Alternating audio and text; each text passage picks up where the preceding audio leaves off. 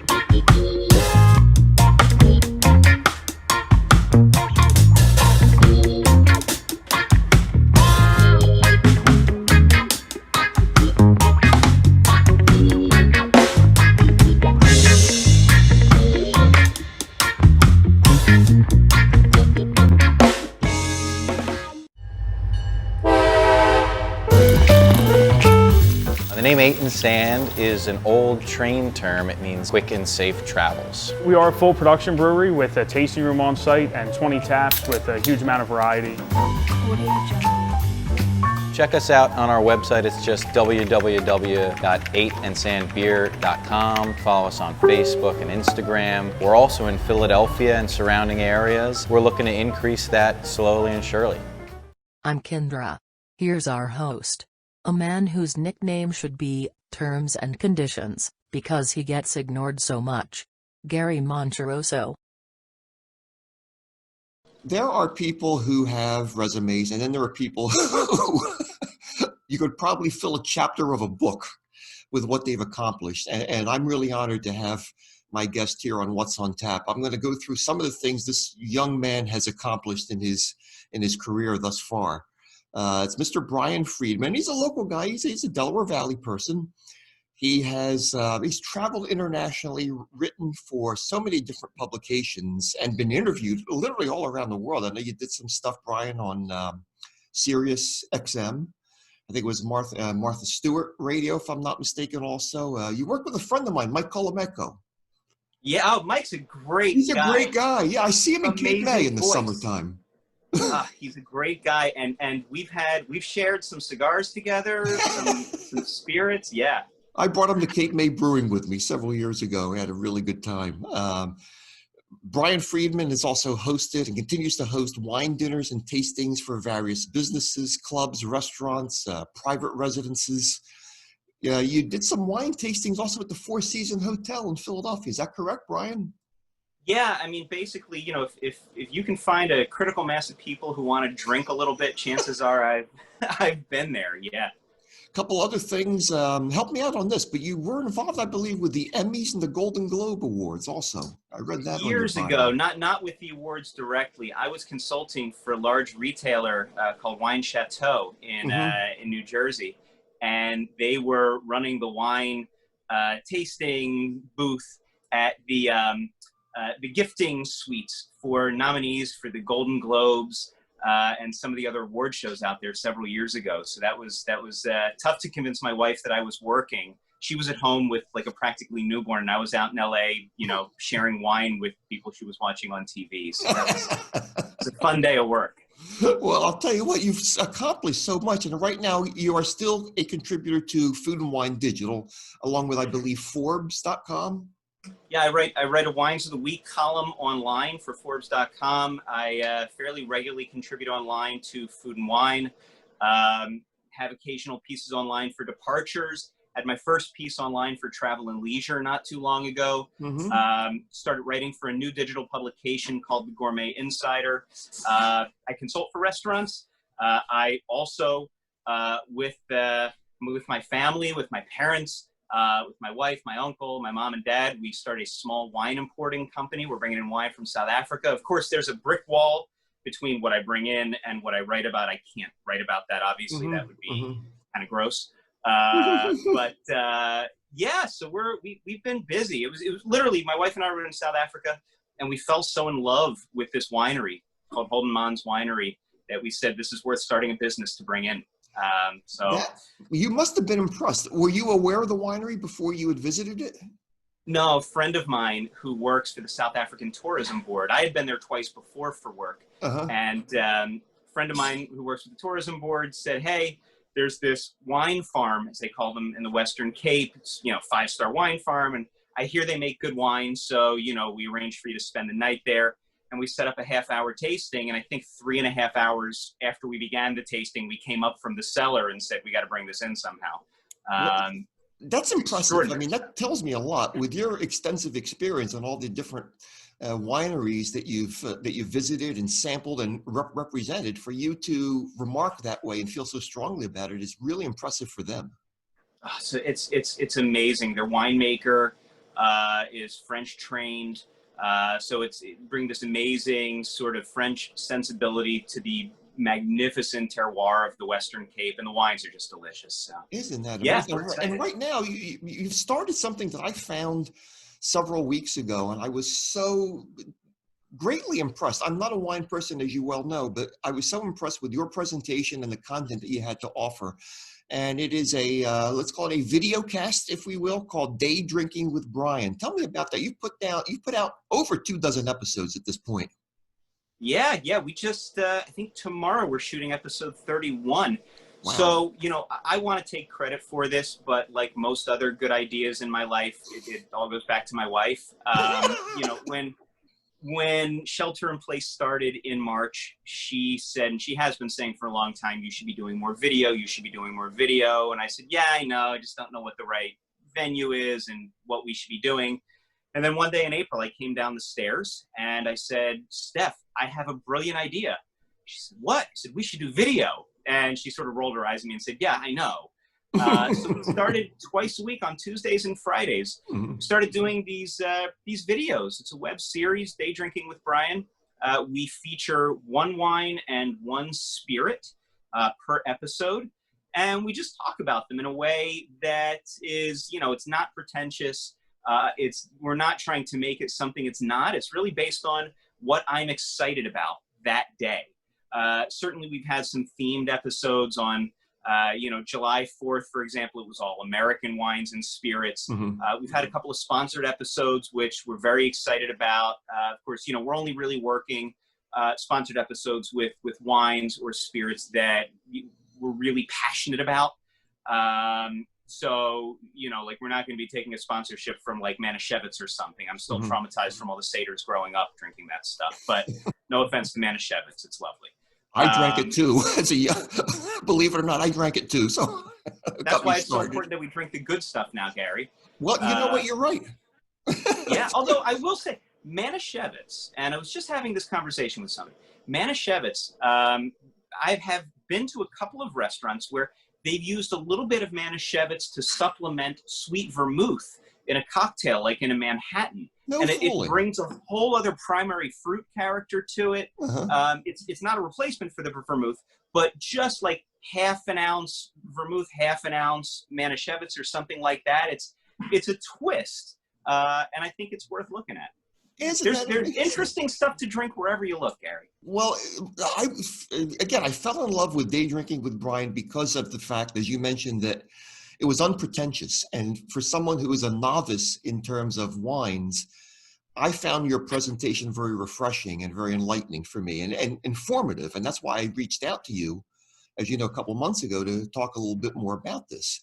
But we should say that your wealth of knowledge goes beyond wine. As you mentioned, you talked about spirits, but you've also done a little bit, maybe a lot more than a little bit, in terms of beer. You've actually had some involvement in beer. And the beverages go together. Let's face it. It used to be, Brian, you know this, years ago, if you drank beer, well, you can't also learn about wines or like wines. I don't know what makes them exclusive, but you incorporate to an extent the whole spectrum of beverages, correct? Yeah, I never bought into the idea that there's like wine people and there's beer people and it's like the Sharks and the Jets or something in West Side Story. Like that's what it was when I was growing up. It's certainly not the case anymore because a well-made fermented beverage, the lines between them are very blurry just because one happens to be made with grapes and the other one with grains. You're still talking about that same sensibility and that same sense of responsibility that you have in the production. I remember it was our first daughter. We have two daughters, 6 and 9 years old. And our older one was born in 2010, and a month before she was born, my wife and I wanted to go on a baby moon, like the last hurrah before, of course, we would never sleep again and start aging very quickly, as has clearly happened. And we got permission from her doctor to do a last blowout meal. He said, you know, she can have a, you know, glass or two of wine. It's fine. The baby, there's no risk. You have my blessing. Fine. So we called in a bunch of favors and we got a reservation at Le Bernardin in New York. And, you know, it was basically, we pilfered whatever savings we had ever had in order to afford this meal. And the sommelier there, a gentleman named Aldo Sam, who several years ago won the competition for best sommelier in the world. He's a beverage genius. It goes beyond beverage with him, actually. Just a brilliant guy. Mm-hmm. And I remember this is a Michelin 3-star restaurant, one of the best restaurants in New York. And through it, we got the 12-course tasting menu, and he had 15 pairings for us throughout the meal. And there was wine, there was beer, there was rum agricole, there was, in his mind, it didn't matter which category of beverage it was. It was about what's going to pair best. There you and go. That, for him, his passion wasn't just within some silo of grapes or grain. And I loved it. And there's nothing like seeing the best sommelier in the world come out to your table in, you know, beautifully, you know, sort of tuxedo jacket, carrying on a silver tray a beer. And I knew he was a cool guy when I saw that. That is, I have never heard of an event such as that. I've heard of, and you probably maybe even participated in these beer/versus wine tastings where a person will marry a beer with a certain course and the opposite person will marry a wine with it, for example. But I've never seen the integration of all these beverages in one meal. It was amazing. And, you know, whenever you're doing a beverage pairing, just like when you're planning a meal, right? It's about a progression. You can't have your ribeye first and then have, you know, a shrimp cocktail, because your palate will have been blown out by the ribeye and you're not going to appreciate the nuance of the crab. So the fact that he was able to ramp up the intensity of these beverages while marrying them to the food and doing this through wine and beer and spirits and cocktails, it was mind-blowing. And it worked. It was one of the most memorable meals of my life. That is fantastic. Now, you've done some TV. We talked about TV. You've done some TV really in several cities. Obviously, Philadelphia. You've been on several shows in Philadelphia. I think you did. Did you do a show on CN8 back in the day? Oh, my God. I was a guest. It was Your Morning on CN8. I did that show also. Yeah. I did. Absolutely. That was my first time on TV. Yeah, that was a great team there. Wasn't it, though? Yeah. Yeah. That was a fun show. I know you've done New York. You've been in New York on television. Yeah, I've done some things there. And in fact, the scariest TV I've ever done, Gary, for 2 years, and this is maybe 10 years ago, I was the North American ambassador for what they call the Albarino Explorers Club. So it was like the North American ambassador for Rias Baixas, is the region in Galicia in northwestern Spain, like the part that juts out over northern Portugal. Mm-hmm. And their great white grape variety there is Albarino. So my job was basically to travel around to key cities throughout the United States and train train beverage managers, front of house staffs, do consumer events, teaching them about this wine from Spain. So before I started this, they flew me over to this part of Spain to visit the winemakers, to really get the mud on my boots and understand what it is. And after we did this press conference, I mean, my Spanish is okay, right? Like, my French is pretty good. I'm passable in Italian. My Spanish is okay. Not great, but okay. And they interviewed me live on TV for this, like, news show in northwestern Spain, which isn't just a dialect that I barely understand, but the accent is so hard. It's so different from what I learned in, like, suburban Philadelphia high school Spanish clip. So they have the light on, they have the cameras, and they're asking me these questions. And I'm just, if you can find the tape, it's terrifying. I strongly recommend watching it. I look like a bobblehead doll, just sort of like this, and trying to get by smiling and hoping I'm not offending anybody. We'll have to do either a YouTube search or a Google search to see if it still exists. Not my finest moment. That's amazing that you pulled it off anyway. Well, if I didn't understand if they were insulting me anyhow. So in my mind, it was a raging success. Brian, I want to ask you if I can move on to some local things, but there's been quite a buzz, pardon the pun, about about wines from the Delaware Valley. Give me your slant on what's happening in Jersey. For example, every time I turn around in New Jersey, I'm seeing a new winery springing up, but give us a lowdown on what's happening within our specific geographic region, the Delaware Valley. Are there good wines coming out? Yes, 100% yes. Okay. Look, when I was growing up, wine from the Delaware Valley was questionable, right? Like you didn't expect much from it. You had a bottle once in a while to support the local industry, and there were a handful of producers that were doing some interesting things. Certainly, you can't discount, Chad's Ford for a long time. They were the benchmark for what was happening in the Delaware Valley. And I give them a lot of credit.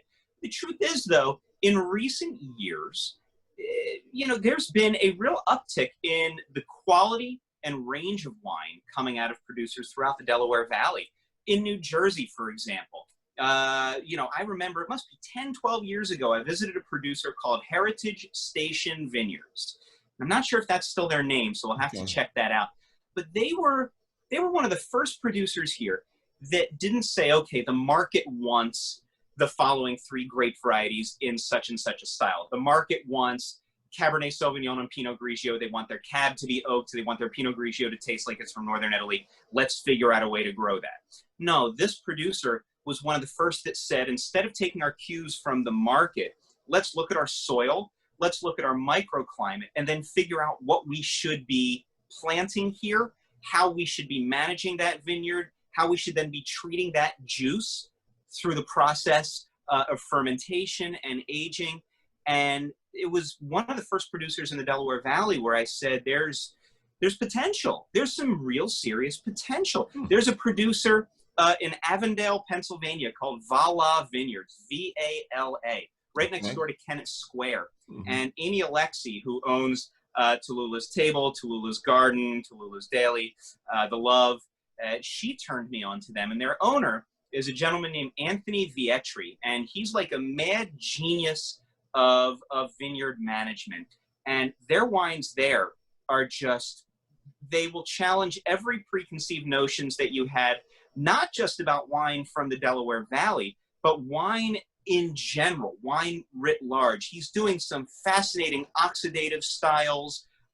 He's one of the only producers, Gary, that is growing and making amazing Nebbiolo outside of Piedmont in Italy. So are you familiar with Barolo or Barbaresco? Of course, yeah. The great, the king of Italian reds and the queen of Italian reds, and it's a very specific microclimate in Piedmont, in Barolo, in Barbaresco, where it grows in a place called Roero as well, also in Piedmont. And there's some decent ones elsewhere, believe it or not. There's some decent Nebbiolo in Arizona. There's some decent Nebbiolo in Baja California. And then there's great Nebbiolo in Avondale, Pennsylvania. And why is that? Because Anthony planted his block of Nebbiolo. And he tells this story, and every time I reiterate it, I still can't believe the serendipity it took for this, or the genius on his part. Across the tree line from where he has his Nebbiolo planted, there is a neighbor who's composting, their mushroom stuff. It's near Kennett Square, right? So it's the mushroom capital of the world. Right. So they have their compost there, which changes the temperature, which then in the morning causes fog to roll over that tree line and blanket his vines, just like happens in Barolo and Barbaresco. I was going to say, it's simulating the same climate as over there. Isn't that amazing? Exactly. So the moral is and by the way, follow him on Instagram. He has a great feed. It becomes its own masterclass in learning about grape growing. But yeah, there's so much potential here, and there's some great stuff going on here for sure. Great story. I want to, if I can, move 3,000 miles away. And there's been so much in the news lately, in fact, over the fires in California. Have they come near let's say the Napa Valley, for example? Are they impacting on the grape growing season out there? I mean, there's been tremendous heat, which preceded the fires. Yeah, it's heartbreaking, Gary. I've been emailing and texting with several dozen of my friends and colleagues out there who are winemakers, grape growers, writers, sommeliers, Hmm. and it's just terrifying. It looks like Sonoma is really sort of unfortunately in the bullseye right now. Friends of ours, uh, Jamie Kutch, who's one of the most talented winemakers in the United States right now, and his wife, Kristen Green, who's an amazing wine publicist. He's making wine from fruit on the Sonoma coast, and it took him last week a day or two to be able to get from their home to the coast to see how the grapes were doing in the vineyards Wow. that they're working with. So, it turned out he was okay. I actually owe them a call today or a text. I don't want to bother them too much, but they were going to be harvesting. Apparently, there's no smoke damage, so they should be okay. Hmm. He said they will be okay, and I have no doubt. But there are also a number of other great producers who have suffered some damage. There's certainly going to be some smoke issues. And there's some techniques that you can use that can attenuate that. It's one of those cases where modern technology can really help. But we're just going to have to wait and see. The problem is that it's still fairly early in fire season. So, That's true. there's so much vegetation. It's Hmm. dry. So you basically have a tinderbox. And then you have this, what do they say? It's once every, 15 to 20 years where you have these dry thunderstorms where the cloud deck is so high that by the time the rain reaches the ground, it's already evaporated, Correct. but you still have this critical mass of lightning strikes. So my heart breaks, but I have faith in the industry out there. To make wine in California, you're dealing with floods, with droughts, with heat waves, and year after year, the producers somehow still manage the seeming impossible, and they vintage after vintage release remarkable wines. So I'm sure they'll do it, but it's going to be a slog until then. And it breaks my heart, the loss of life, of property, of livelihood. It's going to be a long August and September, I fear.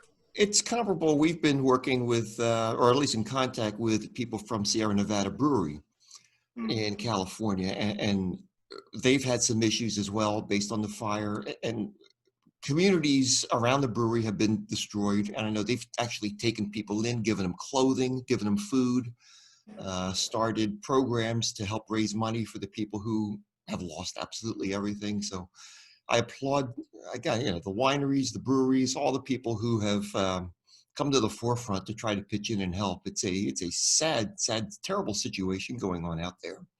And then you add to that the COVID situation. Well, yeah, that's a whole other thing. Exactly, COVID.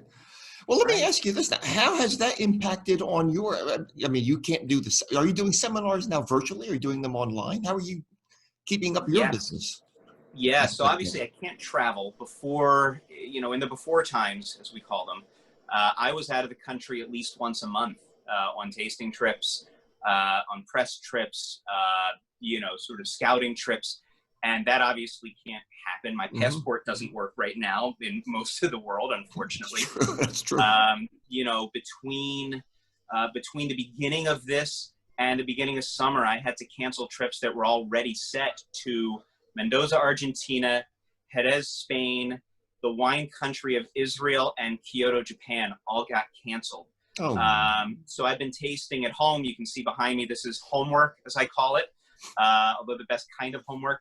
But I have, it's been interesting because I always had corporate clients around the country, and I would host events for them in person, anywhere between 20 and 200 people. I would host dinners, whatever it might be. And now I'm doing several a month virtually for clients around the country. And I have been partnering with different wineries depending upon the style of wine that the clients are looking for. And we'll do a 1 hour to 1.5 hour virtual tasting. And if they want the winemaker to be involved, they can co-host it with me. The wines are getting shipped out. For some of them, we've been partnering with a local chocolatier La Sainte chocolate, which is Delaware Valley, and we've done some custom chocolate blends to pair with the wines. So it's been very interesting because for the businesses as well, Gary, you know, they can't take their clients out to dinners or to lunches or anything like that. So it becomes a nice networking opportunity for them as well. People start to network. Look, if people have 3 wines in their glass, by the end of that second wine, they're networking. Tongues get a little bit loosened and people are happy to talk, and it works for everybody. So yeah, we've been doing a lot of that. So in terms of a tasting like that, virtual tasting, your client may actually have the product to try along with you, correct? They always do, yeah. So, you know, they'll send me 10 to 12 days before the event, they'll send me just a spreadsheet with the list of their guests, their addresses, emails, whatever. And I'll send that over to the winery, and the winery, and I'll call them with the credit card information so that, you know, the client can pay for the wine. And then that's it. The winery will fulfill it. They'll ship it out to all the states that the guests of our virtual event will be at. You know, we'll send out an email with instructions for how to properly chill the wine, what temperature. And look, most people, you know, unlike us in this line of work, it's not unusual to have 3 or 4 bottles of beer or bottles of wine or whatever open at a given time. That's not usual for most people. So we'll also include suggestions for pairings, because if the event is on a Thursday night, you're still going to have wine left over on Saturday. So we'll send advice. Okay, well, we have for this Cabernet, we recommend a strip steak, but maybe for the next one, you can throw some portobello mushrooms on the grill, and that'll pair brilliantly. So, you know, it becomes an event for a finite period of time, but people are enjoying the wines and the pairing education for the next 48 to 72 hours.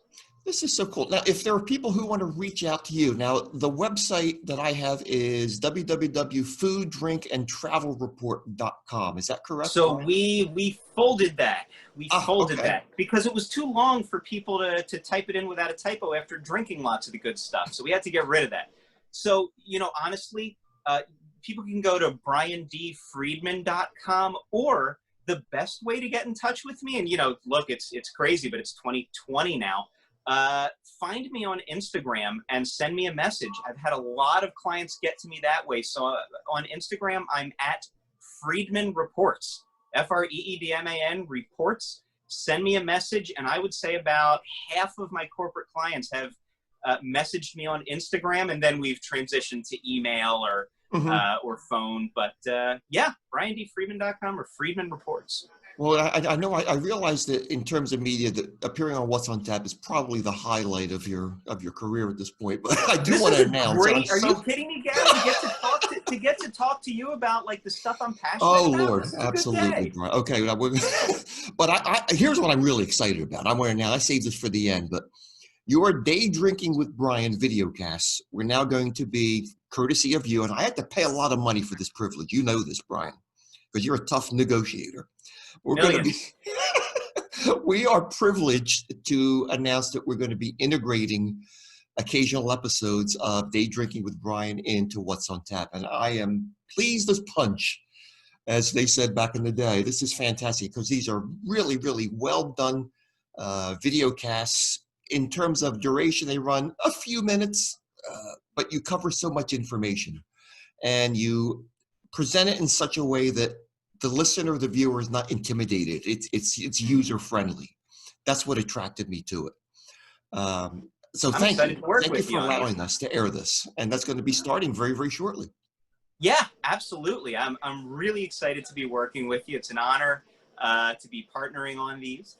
And you know, we were talking. I think there's some interesting things now that some of these episodes are going to be airing on What's on Tap.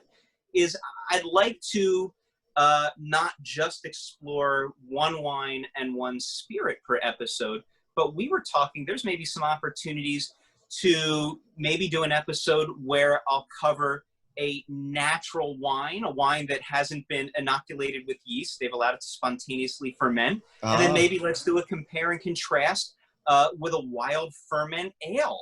And I think there's a lot of synergy there that we can cover that doesn't often get the attention that it maybe deserves. So I think we're going to open up some interesting new avenues on Day Drinking with Brian as well.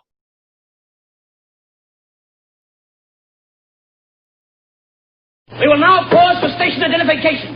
This is NUTS. Wow.